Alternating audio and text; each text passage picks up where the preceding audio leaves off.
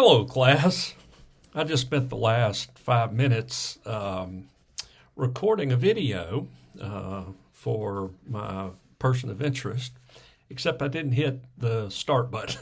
So that's why I'm laughing and starting over. So, welcome to my presentation, and I hope you enjoy it. I'll be discussing a gentleman by the name of Nelson Glueck. Dr. Glueck was a preeminent archaeologist in the biblical Holy Land area, and he doesn't get a lot of notoriety or credit for many things, but he was very, very instrumental in many finds and other discoveries that we, in a lot of ways, take for granted. So I hope that this presentation gives you a better understanding of him, but also a better understanding of the archaeology that took place throughout his lifetime in the Holy Land. So to begin with, I'd just like to state that I had a couple of reasons for picking him. One is that I thought it was fascinating that he was born and raised and lived a good part of his life an hour and a half from Columbus down in Cincinnati, Ohio. He was born on June 4th of 1900 to a family of Lithuanian Jews that had immigrated to the United States in the late 1800s. And he was one of 9 children and went on to become a very famous individual. The second thing that reason I picked him is because he was really an adventurous character. He, as you'll see in the paper, he was more than just an archaeologist. He was a scholar. He was a leader. He was, at one point, he was a spy, and had lived a very colorful and interesting life. So I think you'll enjoy learning more about him and some of his discoveries. The thing that is, well, that I think is interesting, because it's something that kind of reflects my life growing up. His father took him to I don't know if it's a natural history museum that's down in Cincinnati or if it's just a regular museum, because I have not been to either one of them down there, if they have them. But he was exposed at a very early age to fossils and ancient history, specifically the findings of the paleontologist in the late 1800s of dinosaur and the reptiles and raptors and all that sort of thing back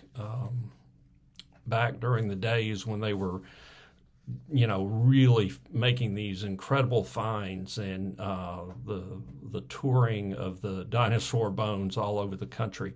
It was a very popular time and a very interesting thing to see, and he was very fascinated by it. The second thing his father did that led to his interest in this area was he would take him up to the Serpent Mounds northeast of Cincinnati, and just kind of southwest of Columbus, and he was very interested in how or the fact that there were these ancient civilizations on this continent that we really didn't know anything about, didn't know that they had existed until people started digging things up and realized that there was this ancient culture that no one had known about. And I had the opportunity, my daughter several years ago in elementary school had a school project down there, and we went down and spent the day, and I was amazed at the level of trade and sophistication that this ancient group had here in Ohio. And in fact, you can even find some of their mounds here in the city of Columbus, over on the east side of town, southeast side of town, at some of the parks. And it's really just fascinating that, so many things have happened during the same biblical times that we've been studying were happening over there. So in developing this interest, it led to his future career. Another interesting thing about his life in Cincinnati was that Cincinnati was a growing Reform Judaism area. Many of the people had left the Orthodox community of New York and had developed a much more liberal view of Judaism and in a way of living. His father was a peddler. He wasn't a wealthy man by any stretch of the imagination, and had they didn't have a lot of money growing up, and being one of 9 children, he had to learn to get by with what he had. But when he graduated from high school, even though his father happened to have been Orthodox, he drifted towards the Reform movement in Cincinnati and attended the Hebrew Union College, which was a Reformed Jewish theological school. It was a college and seminary. His father was okay with that. He understood Glueck's tendencies towards science, and that he just was not in tune with the stricter life lived by Orthodox Jews. And he wound up becoming a rabbi, trained and became a rabbi while attending the Hebrew Union College. After he graduated, like many other rabbis of the time, he traveled to Germany to continue his studies and to obtain his doctorate. He eventually landed at the University of Jena in 1924, and showing his pragmatism, he chose to study Semitic languages so as to understand the Bible better, and because it was easier to obtain a degree than in history. In 1927, he finished his doctorate. He wrote his thesis about the concept of what they call Hesed, where he explored the idea of loyalty, mutual aid, reciprocal love, in addition to grace between man and man and man and God. And after he graduated and had his degree, he had to decide what he was going to do. Was he going to return to the United States and try to find a teaching position, or was he going to try to find something else to do? So he chose the latter, and he moved to British-controlled Palestine. And it turned out to be a very fortuitous event in his life and wound up shaping the future of his career. And the reason for this is that he was immediately connected with the famed biblical archaeologist William Foxwell Albright. In Albright, though a deeply religious Christian, Glueck found what could be called a soulmate. They shared the same desire to provide the historical truth of the Bible, and they shared a willingness to use Holy Scripture in their scientific endeavors. And this was in decided opposition to the prevailing strains of secular archaeology at the time in Palestine. But Albright turned out to be an appropriate mentor for Glueck, both professionally and spiritually. Glueck learned that it was not necessary to bifurcate his life into scientific work and faith. He felt and learned that both could be pursued at the same time.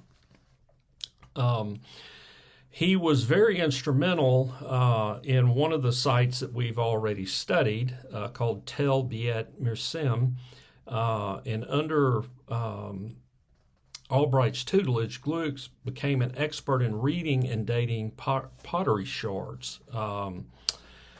An Israeli colleague, Avraham Malamat, noted that Glueck's reputation for reading pottery from the back of a camel both amazed and infuriated his fellow archaeologists. He combined Albright's dedication to the field of biblical archaeology and Glueck's newfound expertise in pottery. Glueck began planning for a future excavation across the Jordan River into the underexplored regions of Moab and Edom. However, that would have to wait as Cincinnati was calling him home. In the fall of 1928, he returned home to a position on the faculty of Hebrew Union College, his alma mater. He rose in rank quickly and was named professor of Bible and Biblical Archaeology in 1936. During his tenure, he was allowed sufficient time to travel back to Palestine and continue working with Albright and others. Though he continued to work at Tel Beit Mirsim, his interest in work moved across the Jordan River into areas formerly controlled by the Nabateans. These were the builders of the ancient ruins of Petra. His work at Khirbet el Tanur, however, highlighted the sophisticated worship structure of a group that had previously been sought as nomads. His findings shed light on a Semitic group that rose and fell quickly. As intriguing as these findings were, his discoveries in the 1930s of Tel el Khalife, and I have a terrible time pronouncing that, the biblical Etzion Geber, and the copper mines of Timna captured the imagination of both Christians and Jews and established Glueck as an expert in biblical archaeology. The importance of the discovery cannot be understated. It became the cornerstone of the extra-biblical history of King Solomon and his empire. His work at the site has been revisited by other scholars and continues to be a topic of interest in biblical archaeology. And you'll hear more about that when I do my presentation on the site that I chose, which was this site. During his career, Glueck was a prolific author. The American School of Oriental Research possesses 6 boxes of his writings from 1932 to 1936 alone. His most famous books were The River Jordan, The Other Side of the River Jordan, Deities and Dolphins, The Story of the Nabateans, Rivers in the Desert, A History of the Negev, and this does not include his scholarly articles, speeches, and articles written about him and his excavations. His life, however, was more exciting than the work that he did. When World War II broke out, he immediately volunteered his services to the United States, and through back channels he was directed to the Office of Strategic Services, the precursor to the Central Intelligence Agency.